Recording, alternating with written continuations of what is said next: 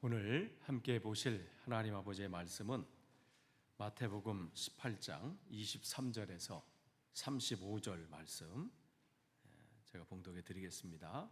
마태복음 18장 23절에서 35절 말씀입니다. 그러므로 천국은 그 종들과 결산하려 하던 어떤 인공과 같으니 결산할 때에 10,000달란트 빚진 자 하나를 데려오매 갚을 것이 없는지라 주인이 명하여 그 몸과 아내와 자식들과 모든 소유를 다 팔아 갚게 하라 하니 그 종이 엎드려 절하며 이르되 내게 참으소서 다 갚으리이다 하거늘 그 종의 주인이 불쌍히 여겨 놓아 보내며 그 빚을 탕감하여 주었더니 그 종이 나가서 자기에게 백다 내려온 빚진 동료 한 사람을 만나 붙들어 목을 잡고 이르되 빚을 갚으라 하매 그 동료가 엎드려 간구하여 이르되 나에게 참아주소서 갚으리이다 하되 허락하지 아니하고 이에 가서 그가 빚을 갚도록 옥에 가두거늘 그 동료들이 그것을 보고 몹시 딱하게 여겨 주인에게 가서 그 일을 다 알리니 이에 주인이 그를 불러다가 말하되 악한 종아 내가 빌기에 내가 내 빚진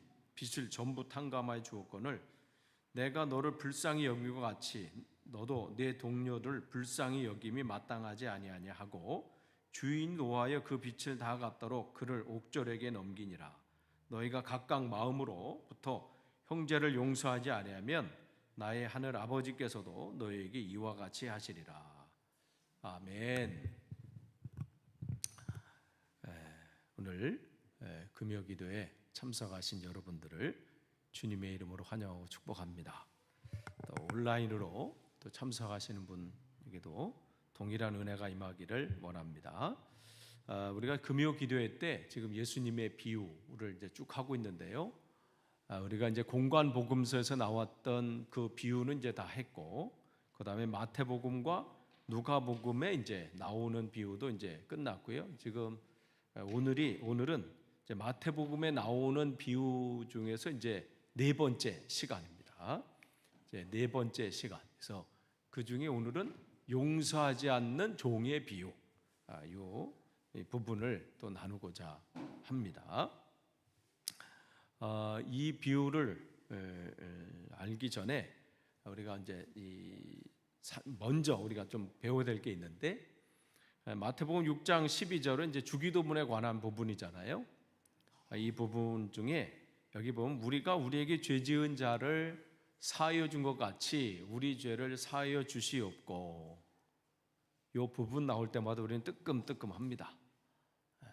왜냐하면 하나님이 나를 용서해 준 것처럼 내가 이게 아니라 반대잖아요. 우리가 우리의 죄를 지은 자를 용서해 준 것처럼 우리 죄도 그렇게 해서 용서해 주십시오. 그런데 이 영어를 직역하면 이렇습니다. 우리가 우리에게 빚진 자들을 용서, 즉 탕감해 준 것 같이 우리 빚을 탕감해 주시옵고, 이런 내용이란 말이죠. 그러니까 이 성경, 그러니까 히브리적인 사고 방식과 헬라적인 사고 방식이 틀리죠. 우리의 교육은 헬라적인 그 서양의 교육을 받았기 때문에 이 아는 것과 행하는 것을 따로 이렇게 구분을 합니다. 그래서 마음은 원이로되 육신이 약하여, 이 단어를 우리가 많이 써요. 알긴 아는데 하지 못했다.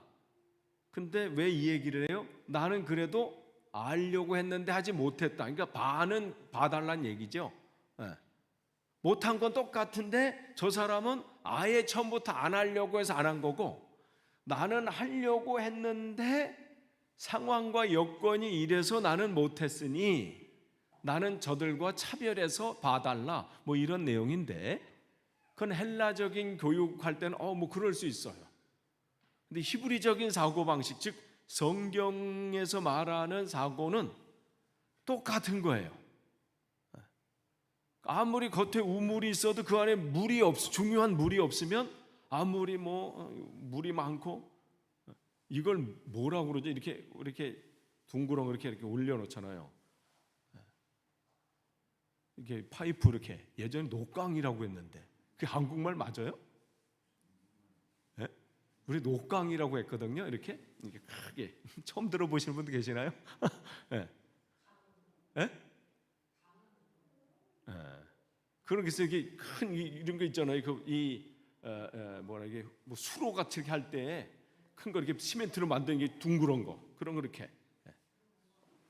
그거 마을에 예전에 이 복개 공사한다고 이 개울하고 한다고 그걸 쫙 갑자기 그 생각나니까 그 어릴 때 그 공포가 또 생각나서요. 말씀드린 게 그걸 쫙 했는데 중간 정도 왜 또 거기 기어 들어갔는지 팍 들어갔다가 중간 가니까요 숨이 안 쉬어져. 우와 죽는 줄 알았습니다. 하마터면 집사람은 저를 만나지 못할 뻔했어. 와 한참 막 들어가서 막 그때는 이렇게 땅굴 파고 어디 이렇게 기어 들어가는 걸 좋아해가지고 막 뭔가 있어서 그냥 마을에 이 한다고 그 옆에다 쫙 놨는데 중간 갔다가 와 숨이 안 쉬어지는 거예요. 근데 그런 걸로 이렇게 음모를 이렇게 만약에 한도 물이 없어 아무것도 아니라는 거죠. 자동차도 마찬가지예요. 겉으로 롤스로이스 뭐 해도요 그게 가지 않고 그냥 거기에 서 있는 엔진 없이 서 있는 거면 그건 자동차가 아니라는 거죠. 그게 히브리적인 사고 방식이에요. 헬라적인 사고 방식은 겉에만 있으면 그냥 되는 거예요. 그럼 자동차라 해도 뭐 자동차, 우물하면 우물. 근데 히브리적인 사고 방식은 아니라는 거죠. 아는 것은 행하는 거예요. 아는 것과 행하는 게 따로 있는 게 아니라 네가 하나님의 자녀냐? 하나님의 자녀답게 살아라. 이게 연결된 거지. 나는 하나님의 자녀인데 행하는 것은 그 다음 문제가 아니라 네가 하나님의 자녀냐? 그러면 자녀답게 행해라. 여기서 이 빛을 탕감해 주다. 그것은 바로 그래서 히브리적인 사고 방식 이 사람들은 여기서는 용서라는 단어 또 회개하는 단어 이런 단어가 따로 없습니다. 그냥 회개해야지. 그건 말로만이 아니잖아요. 그래서 회개라는 단어를 어떻게 했냐면 돌아오는 것 이것을 회개라는 단어 사용했습니다. 그래서 이게 왜 안 넘어갈까요? 네. 여기 보면 신명기 3장 30장 2절 보면 이제 이 모세가 세 편의 설교라고 말씀드렸어요. 신명기는 세 편의 설교. 그래서 과거, 현재, 미래.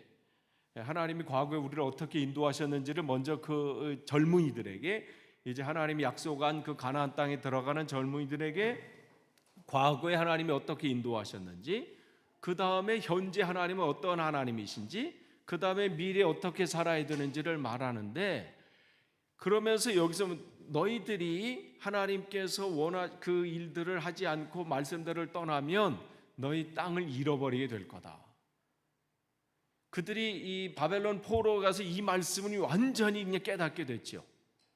그때 만약에 너희들이 우리가 왜 이 모양이 됐을까 했을 때 너희들이 하나님 여호와의 말씀을 깨닫고 돌아와 내가 오늘 내게 명령한 것을 온전히 따라 마음을 다하고 뜻을 다하 여호와의 말씀을 청종하면 내가 다시 돌아오게 할 것이다. 여기서 회개라는 다른 단어는 없어요. 이스라엘 히브리인들에게 돌아오는 것 그게 바로 회개입니다. 그런 거 마찬가지로 여기서 어떤 빚진 자가 있는데 그 빚진 것을 탕감해 주는 것 이게 용서라는 거죠. 용서라는 것은 그냥 말로만 용서했다가 아니라 그 구체적인 어떤 행동이 포함되어야 된다는 것이죠. 그렇기 때문에 예수님께서 말씀하시는 이것 중 굉장히 이 내용들이 많이 나와요. 빚을 진 사람, 빚은 죄고 그것을 탕감해 주는 것을 용서한다. 그러한 단어들이 나오는데 누가복음 7장에 보면 누가복음 7장 41절에서 42절에 보면 바리새인 중에 시몬이라는 사람이 예수님을 초청합니다. 바리새인 중에 시몬이라는 바리새인이. 근데 거기 한 여인이 옥합을 가지고 그것을 깨트리면서 주님 앞에 드리는 장면이 나오지요. 그런데 거기 보면 그 값이 어쩌면 500데나리온이다 이렇게 나와 있어요. 한 데나리온은 한 사람의 그 당시 평균 일상적인 노동자의 하루 품삯인데, 그럼 500데나리온이면 적어도 한 2년치의 연봉이라는 거죠. 2년치의 월급 돈인데 그런 말씀하시면서 한 사람은 50데나리온, 한 사람은 500데나리온. 그럼 누가 더 그 주인에게 잘하고 더 가까이 갈 것인가? 그 말씀을 할 때에 이 바리새인 시몬이 500데나리온 빚진 사람입니다. 그러니까 지금 여기서 예수님께서는 그 용서에 관한 비유를 하시면서 이 탕감 부분에 대해서 말씀을 하신 겁니다. 그렇기 때문에 성경은 여기서 말하는 것은 빚진 사람이 있다 그러면 죄를 얘기하는 것이고, 탕감했다는 것은 용서에 관한 부분이에요. 오늘 비유를 나아가기 전에 이러한 이제 사전적인 내용을 우리가 알고 있을 때, 거기 보면 오늘 용서하지 않는 종의 비유는 세 부분으로 나눠집니다. 18장 23절에서 27절, 그 다음에 28절에서 30절, 31절에서 34절, 이 세 부분으로 나눠지는데, 첫 번째 장면은 23절에서 27절이에요. 이제 왕이 1만 달란트 빚진 종과 이렇게 만나는 장면이, 대면하는 그러한 장면이 나오게 되죠. 두 번째 장면은 그 1만 달란트 빚진 사람이 자기에게 100데나리온 빚진 사람과 대면하는 그런 장면이 나옵니다. 그리고 세 번째 장면은 다시금 그 빚을 탕감해줬던 그 왕이, 그 주인이 1만 달란트 빚진 그 사람, 그 종을 다시 대면하는 그러한 세 부분으로 나누어지고 있습니다. 첫 번째 장면을 보시면 이 사람이 빚진 것이 1만 달란트라고 기록되어 있어요. 1만 달란트라고 하면 이것을 데나리온으로 바꿔서 이렇게 하면 한 사람이 15만 년치의 대단한 이 빚진 겁니다. 15년도 아니고 150년도 아니고 1500년도 아니고 15만 년. 그 얘기를 왜 여기 기록하고 있냐면 아예 꿈꿀 생각을 못한다는 것이지요. 사실 이 당시에 이 기록에 의하면요, 그 당시 예수님 당시에 유다나 거기에 있는 이두메나 사마리아, 여기 이 지역이 로마에게 1년에 세금으로 내는 것이 600달란트였다고 합니다. 그러니까 600달란트가 1년에 이 세금으로 내는 그거라면 10,000달란트가 한 사람과는 이거 생각을 할 수가 없는 거지요. 그 당시 갈릴리나 또 그 베레아도 한 200달란트의 세금을 냈다고 합니다.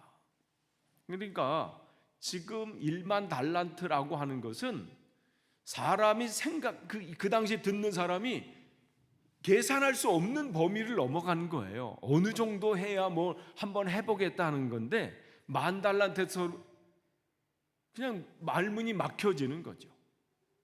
그런 상황이 오는데, 그런 사람이 뭐라고 해요? 하면서 갚을 길이 없는지라, 그러면서 뭐라고 얘기해요? 그 몸과 아내와 자식과 모든 소유를 다 팔아 갚게 하라.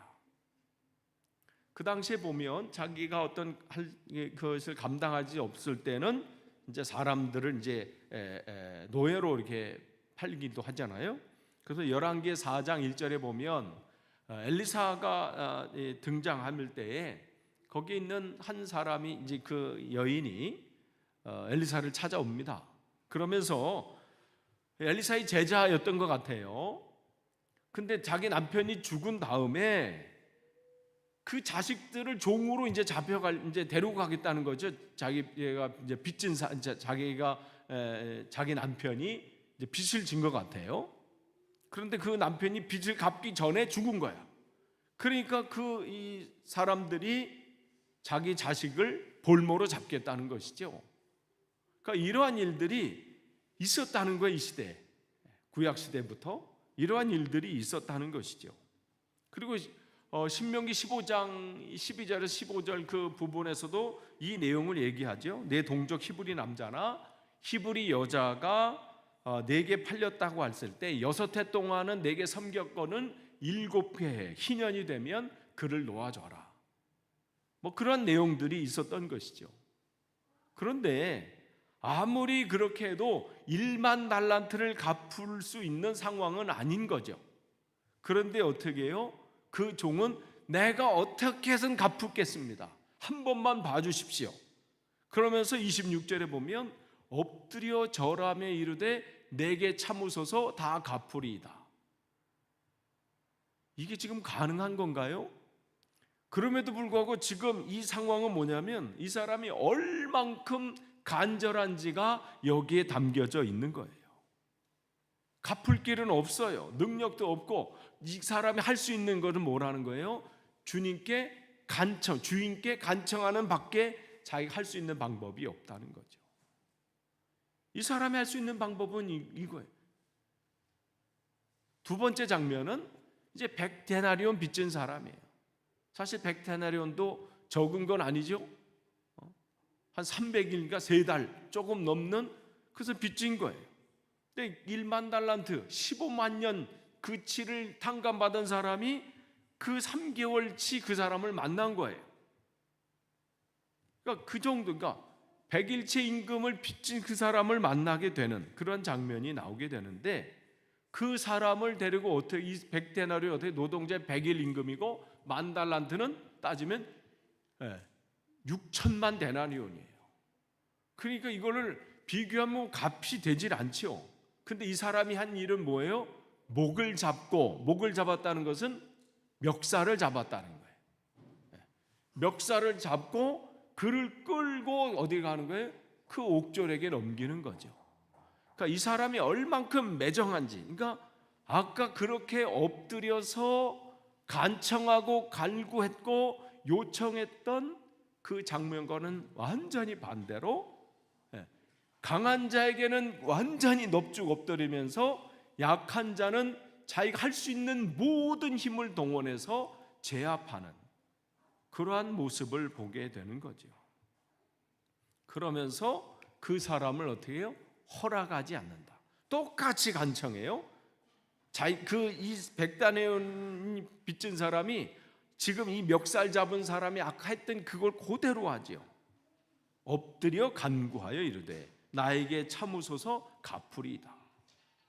사실 이건 가능성이 있는 거예요. 갚겠다는 것은, 이거 자기가 10,000달란트를 내가 갚겠다고 했을 때 그 갚겠다는 건 사실 할 수 없는 것인데 지금 하겠다는, 그런데 이것을 할 수 있는 장면에도 불구하고 자비가 없는 것이죠. 지금 그러한 상황이 지금 계속 나오고 있는데, 이 부분 이해하려면 우리가 18장 전체를 이해해 볼 필요 있어요. 왜냐하면 지금 이 마태는 지금 처음 교회 시작되면서 이 교회 안에 어떠한 일이 벌어지고 있느냐면, 새롭게 들어오는 사람들, 그 안에는 유대인에서 온 사람도 있지만 이방인 그리스찬도 있다는 얘기죠. 그 안에서 서로 얽혀지는 문제가 있다는 거예요. 그러면서 제일 그 중에 대두되는 문제 중에 하나가 뭐냐면 용서에 관한 부분이에요. 그러니까 그러한 부분들이 교회 안에 일어나게 되면서 지금 그 문제를 오늘 18장 전체를 통해서 얘기하고 있어요. 그래서 18장 1절에 보면 그때 제자들이 예수께 나와 이르되 천국에서는 누가 큽니까? 그러면서 이 말씀을 제자들에게 주는 말씀인데, 그 얘기는 그 교회 성도들에게 주는 말씀이에요. 초대교회 성도들에게. 그러면 주님, 우리가 지금 교회가 이렇게 부흥이 되고 또 많은 이들이 지금 주께로 돌아오는, 회개하고 돌아오는 일들이 일어나는데, 그러면 이 성도 중에서 그럼 누가 큰 사람입니까? 그러한 이제 문제가 사람들의 관심사가 되는 거예요.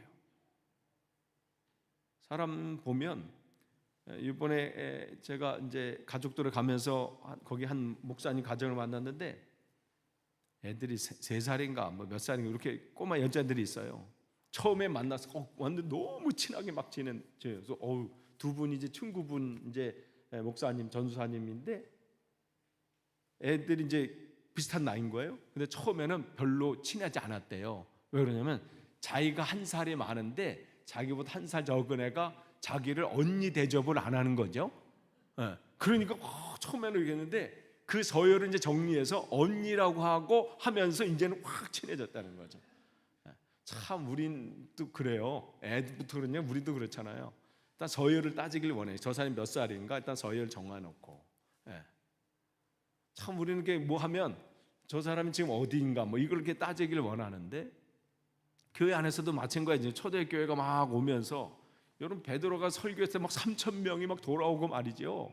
막 그런 일들 한번 생각해 보세요. 막 오는 거예요. 처음에는 와 주님의 이름 환영합니다 하는데 보니까 저 사람은 어떤 사람인가 막 뭐 조사하면서 나보다 어딘가 뭐 이렇게 나올 거 아니에요? 아니 그것은 이미 제자들 안에서도 일어났는데, 그러면서 그 안에서 얽히고 설킨 사람도 있을 거 아니에요.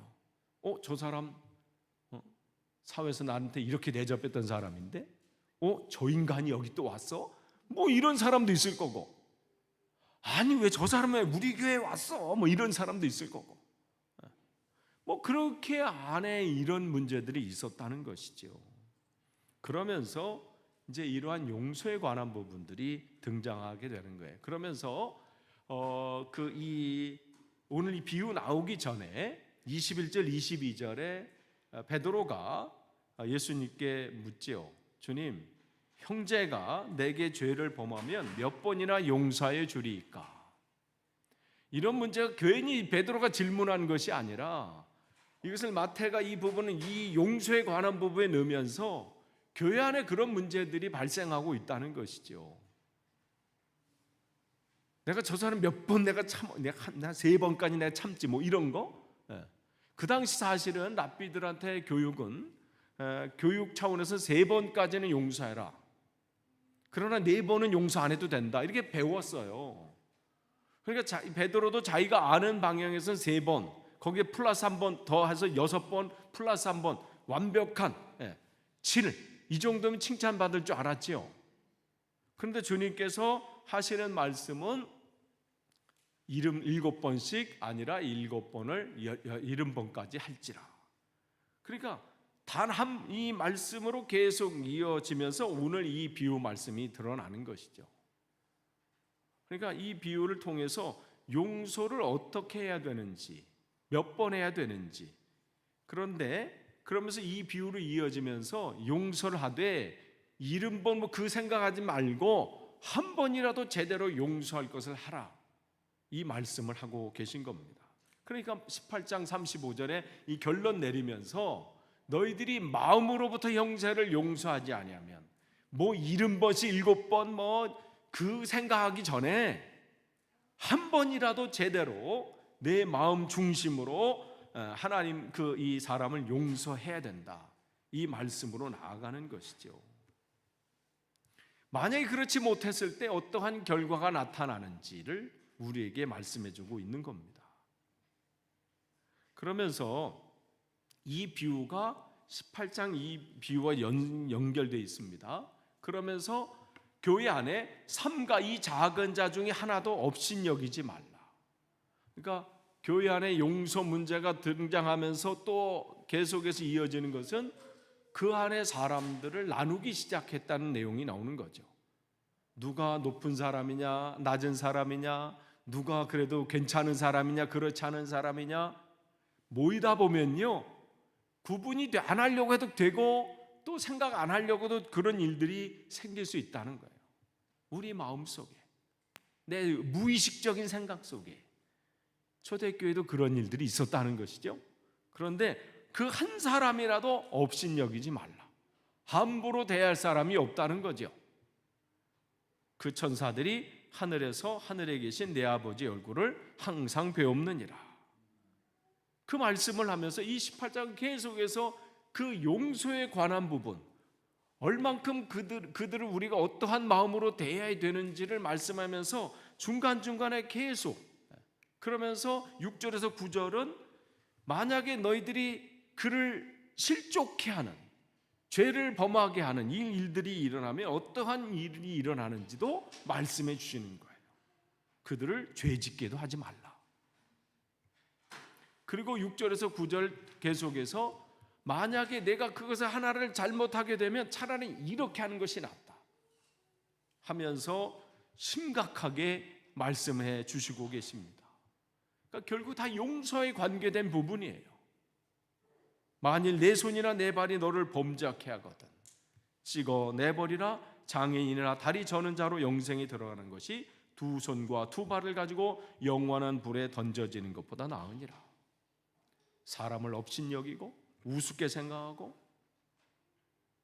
용서에 관한 부분에서 내가 무관심하고 이런 부분들을 계속해서 말씀하고 계시는 거죠. 그러니까 계속해서 업신여기지 말라. 또한 작은 자 중에 하나라도 잃는 것을 하늘에 계신 너희 아버지 뜻이 아니니라. 그러니까 이 잃은 양 비유도 여기서 계속해서 말씀하시는 거예요. 그러니까 하나님께서 보내신 그 모든 영혼들은 하나님이 찾아서 여기다 맡겨놓은 거라는 거예요. 찾아놓은 영혼이라는 거예요. 그냥 그냥 하다 보니까 어떻게 굴러 들어오고 어떻게 하다 보니까 우리에게 방문하고 이게 아니라 내가 그 사람의 가진 저것 하나 그냥 우리 99마리 여러분 한번 99마리 한번 생각해 보세요. 그들이 생각하고 있다면 자기는 놔놓고 주인이 가버렸어. 그들은 지금 무방비 상태인 거예요. 다른 맹수들한테 누구 때문에 그러는 거예요? 저 한 마리 때문에. 왔을 때 여러분 어떻게 생각했어요? 99마리가 야, 그 한 마리 만약에 주인 찾으면 왕따 시켜 뭐 이러지도 않겠어요? 저것 때문에 우리가 얼마큼 이 마음 졸이면서 여기에서 그냥 우리가 있는 걸 생각하면 어우 막 그냥 뚜껑 열려 뭐 이러지 않겠어요? 거기 보면 그냥 놓고 갔대요. 그리고 주인은 찾아간 거예요. 그러니까 초대교회 누가 오든 저 사람은 왜 이게 아니라 하나님이 그를 찾아서 여기 심어놓고 데리고 온 여기 온 그 영혼이라는 것을 생각하라는 거예요. 잃어버린 그 한 영혼, 그것을 우리에게 말씀해 주시는 거죠. 그러면서 그 99마리도 더 기뻐한다. 그 99마리는 별거고 그것이 아니라 한 영혼이 얼만큼 중요한지를 부각시키기 위해서 차별하시는 게 아니에요. 99마리는 뭐 별거고 한 마리인 게 아니라 한 영혼이 얼만큼 지금 그 초대교회에 지금 몰려들고 있고 온 사람이 유대인이든 이방인이든 그 안에서 그걸 계산하면서 저 이방인들은 왜 할례도 안 받고 이걸 하는 게 아니고 또 이방인들은 유대인들을 바라보면서 또 다른 시각으로 보는 것이 아니라 그냥 한 영혼으로 보라는 것이죠. 그러한 가운데 이 말씀들이 나오는 것이죠. 7번까지 그 용서에 관한 부분 얼만큼 포용해야 됩니까? 그런데 거기 보면 여러분 성경이 참고로 읽다 보면 이상한 부분들이 나와요. 이게 어디서는 490번으로 나와 있고요, 어디서는 77번으로 나와 있어요. 요거는 원어를 어떻게 해석하느냐인데 이 해석이 명확하지 않아요. 그래서 이 킹제임스 버전이나 RSV 같은 성경은 490번으로 해석했어요. 근데 NIV나 ESV는 77번으로 번역을 했습니다. 근데 그게 중요한 게 아니에요. 490번이 맞냐 77번 끝까지 옹살하는 거예요. 똑같이 그런 내용입니다. 그러니까 참고로 아실 필요가 있어서 영어 성경 읽다 보면 조금 왜 이러지? 뭐 이런 부분이 있어서 말씀을 드리는데, 이러한 부분을 계속해서 교회 안에 일어나는 일들, 그러면서 교회 안에서 내가 그 사람이 나에게 진정으로 용서를 구했을 때 나는 어떠한 자세로 행해야 되는지를 말씀해 주시는데, 여기서 중요한 것은 이것입니다. 32절 33절 내가 내게 빛을 전부 탕감하여 주었거늘. 하나님이 어떠한 분인지를 여기 말씀해 주시죠. 하나님은 자비로우시면서도 어떻게 해요? 정의로우신 하나님이시라는 거예요. 그러니까 내 빛을 전부 탕감해 줬다. 그게 10,000달란트예요. 그런데 여기서 중요한 것은 내가 너를 불쌍히 여긴과 같이, 이 부분이에요. 내가 너를 불쌍히 여긴 같이. 우리가 이 자리에 있는 것은 내가 무슨 특별히 신앙심이 좋아서, 아니 내가 특별한 사람이어서 하나님의 자녀가 된 것, 크리스찬이 된 것이 아니라 하나님이 우리를 어떻게 해요? 불쌍히 여겨주셔서 하나님의 자녀로 이 자리에 설 수 있도록, 하나님의 자녀로 내 삶에 설 수 있도록 하나님의 은혜를 베풀어 주셨기 때문이라는 거죠. 그렇기 때문에 하나님께서 우리에게 보내신 그 사람이 어떠한 사람이든 우리 안에서는 그 사람이 어떠한 사람인지 판단하거나 그것을 이해하게 할 아무런 근거가 우리에게 없다는 거예요.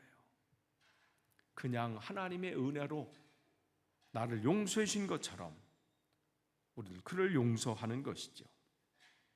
그러면서 이 불쌍히 여김과 같이 내 동료를 불쌍히 여김이 마땅치 아니하냐. 그러면서 결론으로 말씀하시는 게 뭐예요? 너희가 각각 마음으로부터 형제를 용서하지 아니하면 너희 하늘 아버지께서도 너희에게 이와 같이 하시리라. 그가 진심으로 용서를 구했다면 우리는 어떻게 해요? 그를 내 진심한 마음으로 용서하는 거예요. 그러니까 하나님은 우리가 어떻게 이웃을 대하는지를 보시고 그렇게 대하신다는 거예요. 그러니까 초대교회 안에 일어나는 그러한 일들, 교회 안에 일어나는 일들을 주님께서 말씀해 주고 계시죠. 그러면서 계속해서 마태는 이 기도, 예수님의 기도 안에서도 이 얘기를 중요하게 여기고 있지요. 우리에게 죄 지은 자를 사하여 준 것 같이 우리 죄를 사하여 주십시오. 그리고 내가 진심으로 빚진 자를 탕감하여 준 것처럼, 그다음에 내가 각각 전심으로 형제나 자매를 용서해 주지 않으면 내 하늘 아버지께서도 너에게 그와 같이 하실 것이다. 그러니까 교회라고 칭해지는 제자들의 공동체는 그들의 행동은 죄에 대한 하나님의 그 관대하심, 용서하심을 본받아야 된다는 거예요. 내가 하나님의 은혜를 구하듯이 나 또한 사람들이 그 은혜를 베풀어야 되는 것이죠. 회개한 사람을 용서하지 않는 제자는 그가 진짜 하나님의 제자인지를 생각해 보라는 거예요. 끝을 맺습니다. 교회 안에, 초대교회 안에 다양한 사람들이 오면서 그 교회 안에는 여러 가지 문제들이 생겼습니다. 특별히 용서에 관한 부분, 용납하는 부분에 대해서 걸림돌이 생긴 거예요. 내가 저 사람이 어떤 사람인지를 아는데, 저 사람이 과거에 어떤 일들을 행한 사람인지 내가 아는데, 그를 가지고 있는 선입관, 또한 그런 걸 인해서 일어난 나의 마음의 불편함, 그런 것으로 인해서 교회 안에 문제가 발생하기 시작한 것이죠. 그런데 마태는 이 18장을 통해서 우리가 어떠한 자세를 가져야 되는지, 어떠한 마음으로 그를 만나야 되고 그를 영접해야 되는지 그것을 우리에게 보여줍니다. 하나님께서 우리 교회에 앞으로 어떤 분을 보내실지 저는 모르죠. 10년 전만 해도 제가 조승우 집사님을 만날 줄 내가 10년이 뭐야? 5년 전만 해도 조 집사님 여기 계신지도 난 몰랐어. 집사님도 저를 모르실 거 아니에요. 한 목사라는 사람이 있나 뭐 모르실 거예요. 20년 전만 해도 여기 있는 분이 저를 아셨겠어요? 몰랐단 말이에요. 그렇다면 앞으로도 마찬가지예요. 앞으로 어떤 분이 요 자리에 또 앉아 계실지 몰라요. 그렇다면 우리가 그들을 어떠한 마음으로 만나야 되는지, 또 교회는 어떠한 자세로 서야 되는지를 점검해 볼 필요 있습니다. 모든 자비함으로, 모든 사랑으로 우리는 그들을 용납하고 또 그들이 온전히 세워지도록 그 일을 행하는 겁니다. 하나님께서 10,000달란트, 우리가 하나님의 자녀로 설 수 없을 만큼 큰 죄인인 우리를 주님의 그 보혈의 피, 그 피값으로 우리를 용서해 주시고 구원해 주신 그 은혜를 생각한다면 우리가 용납 못할 사람이 없다는 것이죠. 그 은혜를 생각하라는 거예요. 아무쪼록 저와 여러분이 하나님 세우신 이 교회 안에서 하나님께서 우리에게 보내실 그분들을 기억하면서 정말 용서와 사랑과 헌신의 모습으로 하나님께 영광 돌리시길 간절히 축원합니다. 기도하겠습니다. 하나님 감사합니다. 오늘 말씀을 나눴습니다. 우리를 용서해 주신 그 하나님의 은혜가 얼마나 큰지 되돌아봅니다. 또한 우리 교회 안에서 또 성도 안에서 또 우리 이웃 안에서 나는 어떠한 모습인지 되돌아보길 원합니다. 한없이 자비로우신 하나님께서는 나의 이웃을 향한 나의 자비로 나를 바라보신다고 말씀을 하십니다.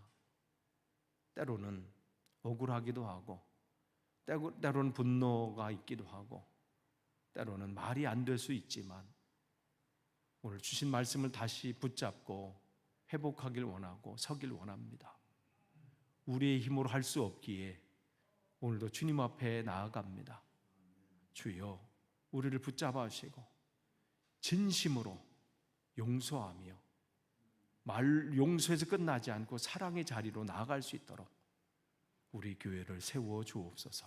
예수님의 이름으로 기도하옵나이다. 아멘.